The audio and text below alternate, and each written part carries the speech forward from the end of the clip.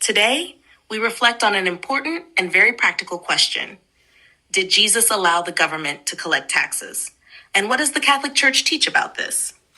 This topic affects our daily lives and helps us understand how faith and civic responsibility work together. By turning to sacred scripture, the Catechism of the Catholic Church, and the fundamentals of Catholic dogma, we can clearly see Christ's teaching and how the Church faithfully preserves it. In the Gospel according to Matthew, the Pharisees tried to trap Jesus by asking a political question. Is it lawful to pay taxes to Caesar or not? This was meant to put Jesus in danger, but in divine wisdom, he asked for a coin and said, "Whose image and inscription is this?" They answered, "Caesar's." Then Jesus replied, "Render therefore to Caesar the things that are Caesar's, and to God the things that are God's." Matthew 22, verse 21. With this statement, Jesus clearly teaches that paying taxes is lawful and acceptable, while also reminding us that our highest duty belongs to God. This same teaching appears in Mark 12:17 and Luke 20:25, showing its importance in Christian teaching. Jesus also practiced what he taught. In Matthew 17:24-27, the collectors of the temple tax asked Peter if Jesus paid the tax. Jesus explained that as the Son of God, he was not strictly obliged to pay, but he chose to do so in order to avoid giving offense. He even performed a miracle so that Peter could find the coin in the mouth of a fish. This shows Christ's humility, obedience, and respect for lawful authority. The apostles continued this teaching. St. Paul writes, "Let every person be subject to the governing authorities, for there is no authority except from God. Pay to all what is owed them, taxes to whom taxes are due." Romans 13:1-7. St. Peter likewise teaches, "Be subject for the Lord's sake to every human institution, whether to the emperor or to governors." 1 Peter 2:13-14. These passages clearly confirm that paying taxes is part of Christian obedience and moral responsibility. The Catechism of the Catholic Church clearly explains this teaching.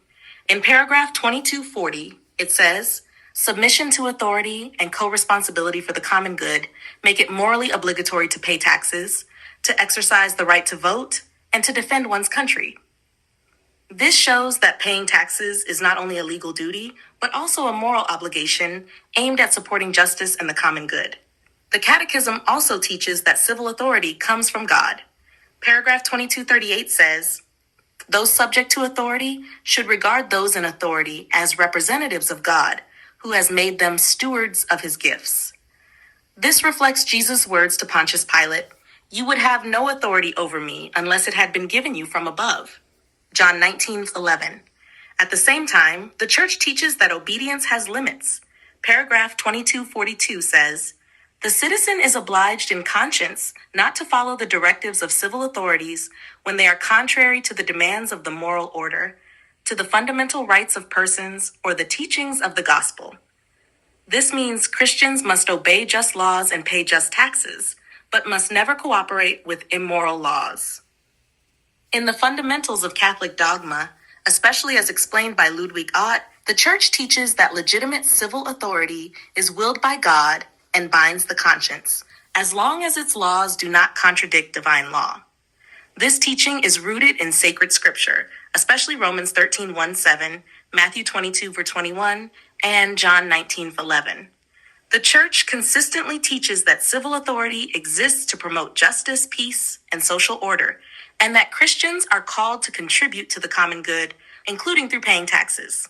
In conclusion, Jesus clearly allowed and commanded the payment of taxes. He himself paid taxes. The apostles taught obedience to civil authority, and the Catholic Church confirms that paying just taxes is a moral obligation. This teaching reminds us that our faith guides every aspect of life, including our responsibilities as citizens. By faithfully fulfilling our civic duties while remaining obedient to God above all, we live out the gospel in everyday life and help build a society rooted in justice, peace, and love.